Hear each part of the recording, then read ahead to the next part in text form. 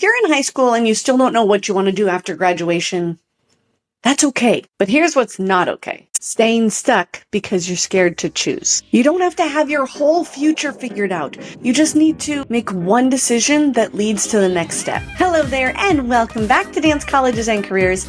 I am your host, Brittany Noltimier, and this is the podcast where we talk about all things dance, colleges, and careers. Today I'm talking to you high schoolers about what are we doing next? And whether that's college, a career in dance or something else, or are we just confused? I want to break some things down, tell you some things that worked for me and what I've seen for other people, and help you make a more educated decision. So one of my favorite things to do is to talk about students or people about their journey. Where are they going to go to college, or are they starting work, and what do they want to do for work, and what type of environment do they need to put themselves in to reach the goal they're trying to do? And so even people my age and older, I always ask them their journey because it's really cool. It's really interesting. And what we thought we were going to be as a little kid usually almost always is completely different than when we get older. I always thought I was going to be a dancer, knew I wanted to be a dancer, but honestly, I had no idea what that journey even meant.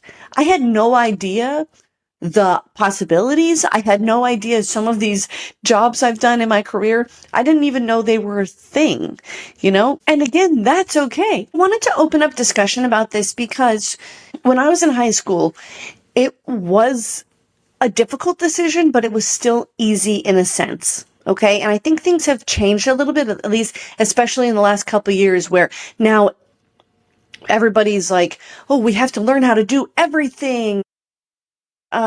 It's kind of a different world. Let's talk about it a little bit. So when I was in high school, the question was not, are you going to college? It was, what college are you going to?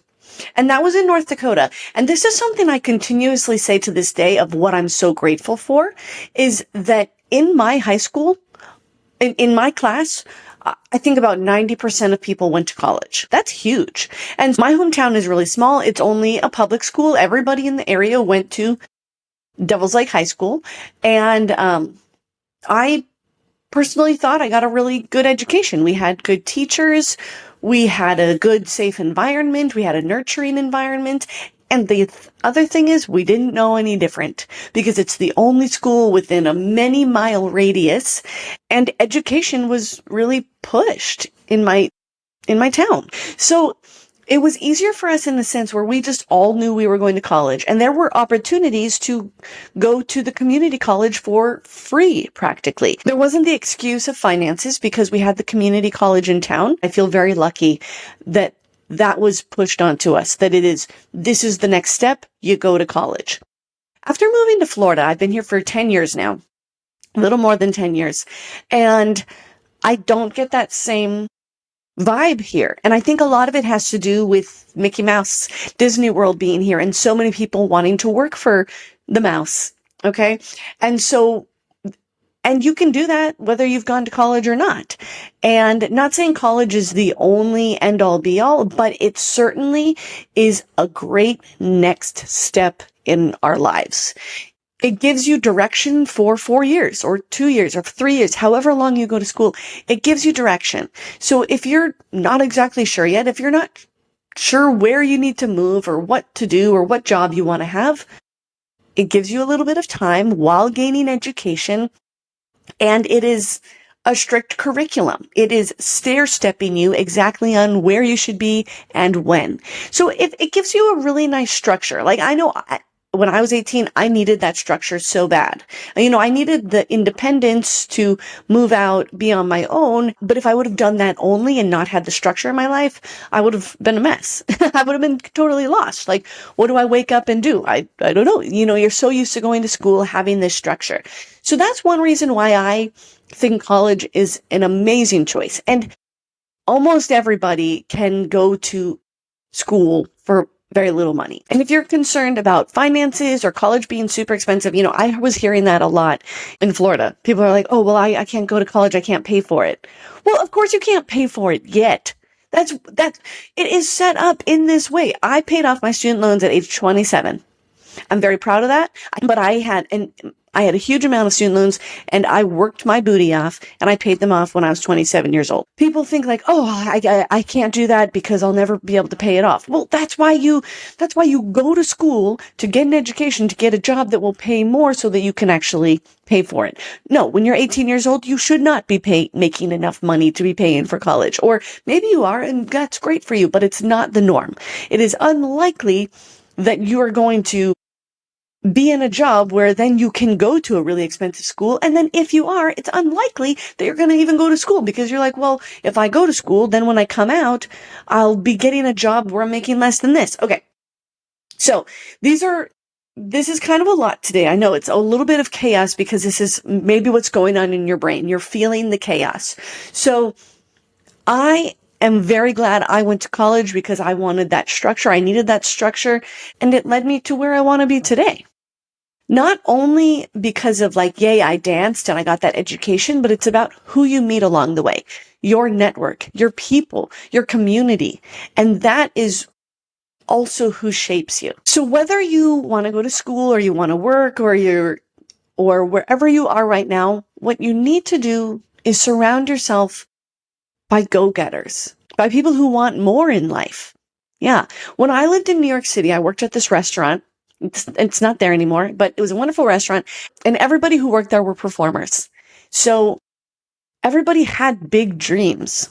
You know, the restaurant was great. We made great money there, but that wasn't the dream. That was the job in between while we were trying to reach the dream.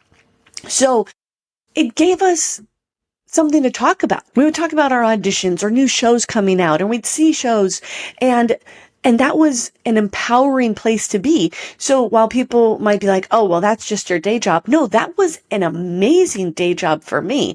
I was surrounded by people who were go-getters, dreamers, striving for the next best thing while making a fat check. Yes. So that after I made that money, when I got the job I wanted to, I was able to do what I wanted because I had saved up and was in a comfortable position to be able to make choices, not just based out of necessity, but out of what I truly wanted. So in that New York restaurant, it's what I would call dreamers. And then when I came to Florida, I was working at a lot of different jobs. And then I was like, oh, I'll add a restaurant to it too. I wanted to be able to go to Disney World. So I started working at this restaurant at Disney. And I did not experience that the same. Whereas in New York, everybody was in this same pocket. Everybody wanted to be in the next best show. Whereas in Florida, some people were content at the restaurant. Some people were still going to school to become like engineers or something. And so the dreams were all over the place. And I just didn't feel that push or that community supporting my dreams as well. And like, I needed that. I need the empowerment around me.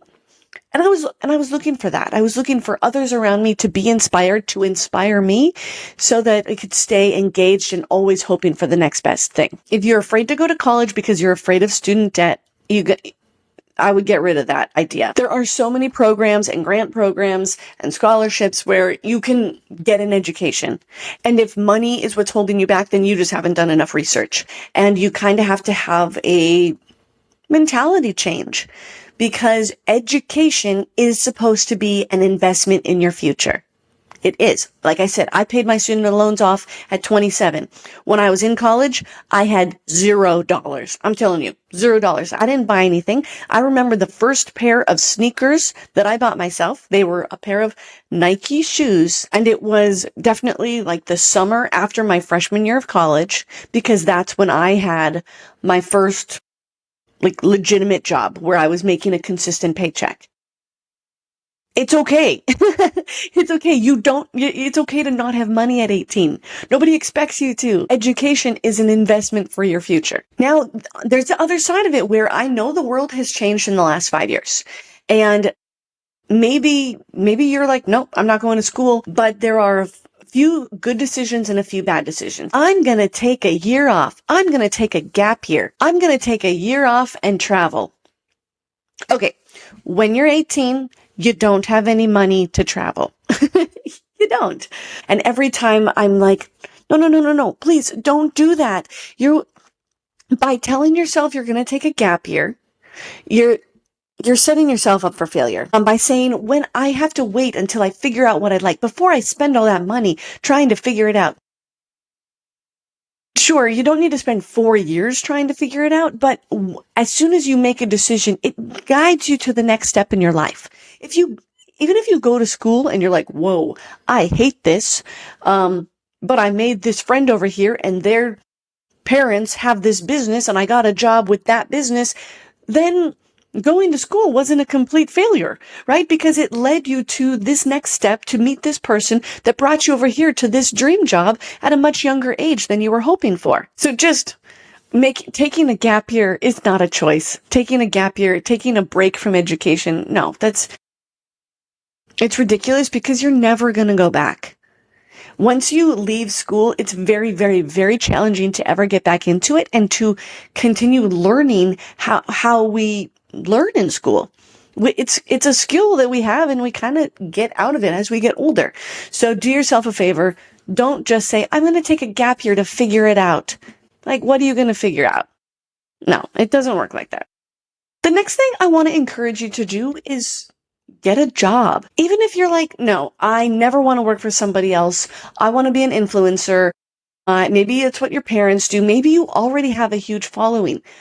But still go get a job because you'll learn more skills in a faster amount of time than you will over years and years trying to figure it out yourself. And just regular jobs.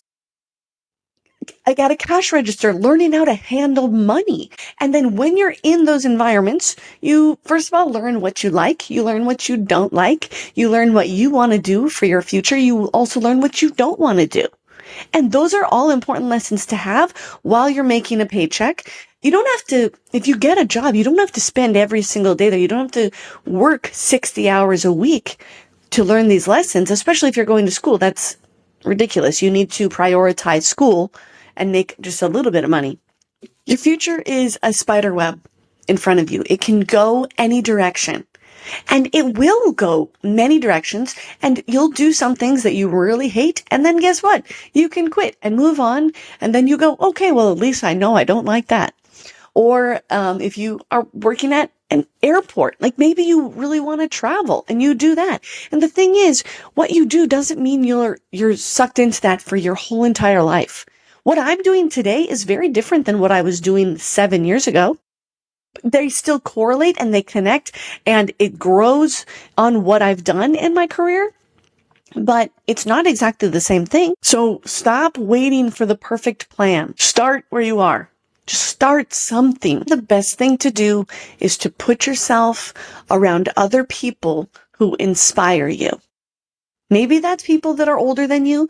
Maybe it's people in a career that you wish you could be a part of.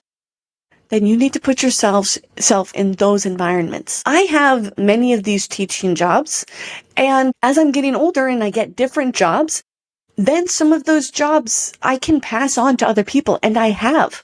And so who do I pass them on to? A random Facebook post? No. I pass them on to the people who assisted me, the people who helped me out, the people who I know their training, who I trust. And they've gotten these amazing jobs at a younger age because that's what my mentor did for me. They needed somebody to fill a hole. I was available. I got to teach at this amazing, incredible convention that toured for 3 weeks when I was 22 years old. I was terrified. I was so nervous, but it started my future. It started my future in competitions and conventions, and it's also started my love for it, from 4 years earlier being a student to then being the teacher. And the fastest way to know the right answer is to take action. If you're thinking, well, I think next year I might not want to go to school, I might want to work, go get a job right now and see if that's true. If you don't have a job and you're thinking that's what you want to do next year, go get it now, because you might do that and be like, ugh, I don't want to do this. Or you might love it and it could pivot into something even better for you. Energy is contagious. So is mediocrity. So be careful with that second part. Energy is contagious. so is mediocrity. Yes. So stop waiting for someone to hand you permission. Make a decision. Take action. Do something. Apply for a school. Apply for a job. Or if you want to be an influencer, if that's your goal, then you got to start today. Make a strategy. Make a plan. If you want to be a makeup artist, you can't only watch makeup artist videos. You have to practice yourself. In dance, if you want to be a dancer, you can't just watch how to be dancer videos and expect that to work. Absolutely not. You guys know that because you are dancers or performers. You have to physically do it. And that will take you to the next step. Surround yourself with dreamers, doers, and people who just make you want to be better. That's where your future starts. If you stuck around this long, I have something special for you on my website, BrittanyNoltimier.com/81, the number of this episode. Thank you so much for being here on Dance Colleges and Careers. If you have any questions or a specific topic you want to learn about, send it in to me. It's up to you. Don't wait for clarity. Create it. Until next time, be brave, tell your story, and own the stage.